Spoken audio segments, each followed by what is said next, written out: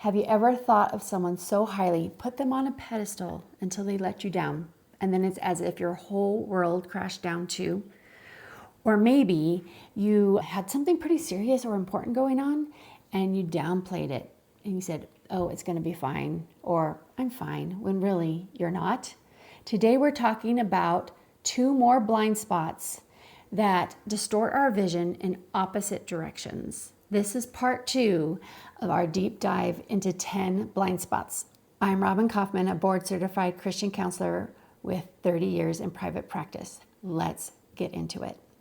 Idolizing happens when we put people, scenarios, seasons of our life, past or future, literally on a pedestal. It's as if we have these binoculars we see them through, or our situation through, and we hyper focus on the parts we really want to see, and we ignore everything else about them or the situation. Idolizing says, I am making more of you than you really are. It often shows up in our relationships. We have someone where we feel like they just can do no wrong. We miss all the red flags, even the yellow ones.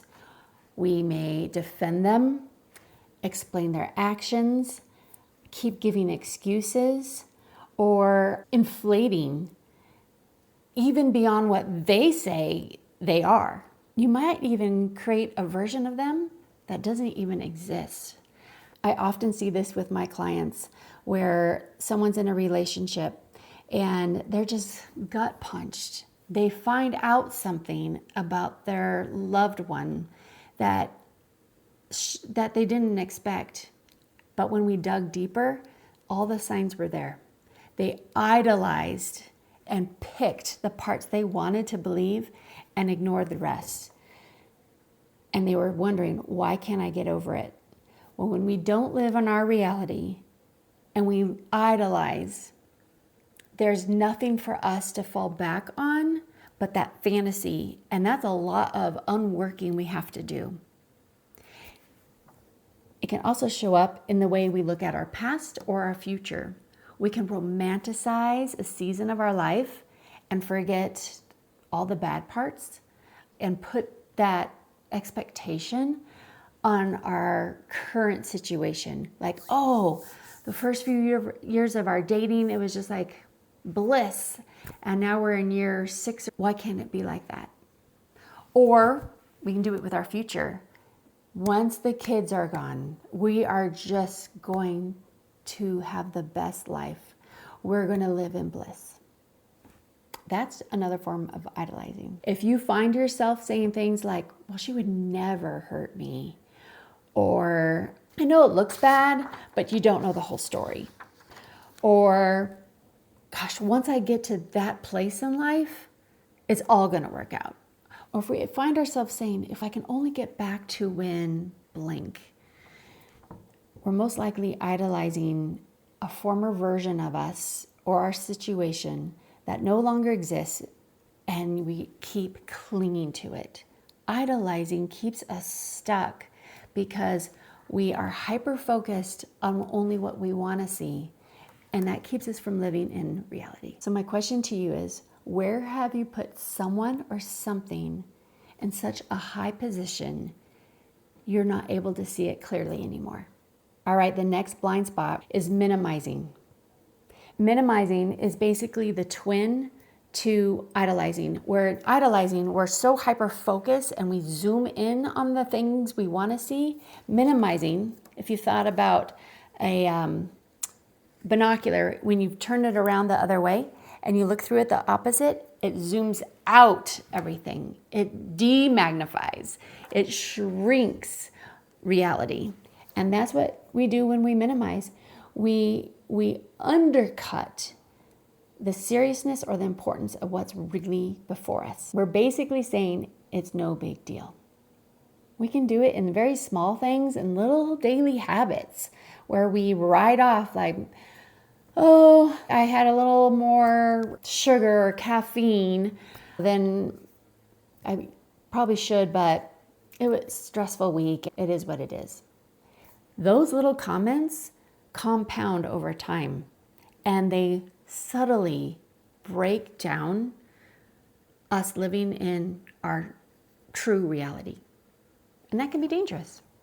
And then it can show up in really big ways too. This can happen in relationships where you minimize what's been done to you. Oh, it wasn't that bad.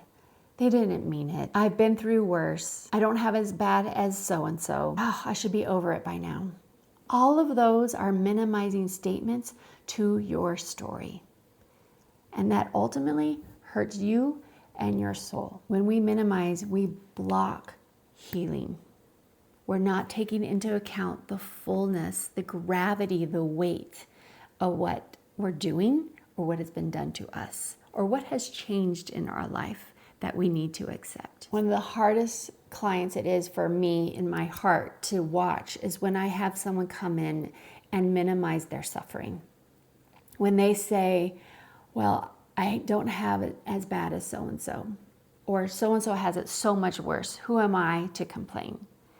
When they're going through this major tragedy or loss, to them, it feels like they're just trying to grasp a healthy, balanced perspective. But what it really is a blind spot, because what they're going through is that serious, is that painful, it is that devastating.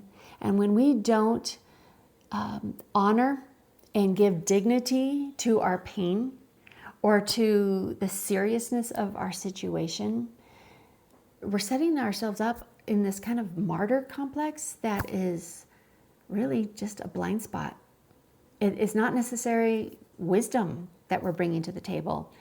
It's distancing ourselves from something we don't want to know and feel as deeply as it's happening. And that makes sense.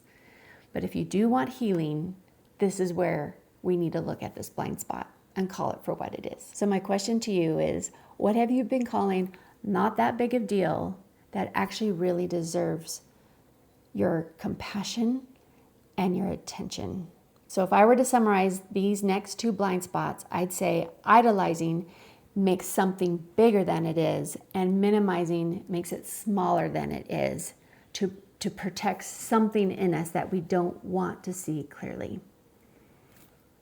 If you want to move forward, though, you have to see the reality in front of you. You can't move forward unless you're willing to see things accurately.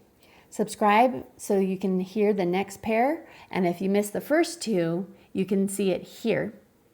And if you want to just get more aware on the blind spots that you're dealing with, I've written a workbook for that. I put the link in the description below.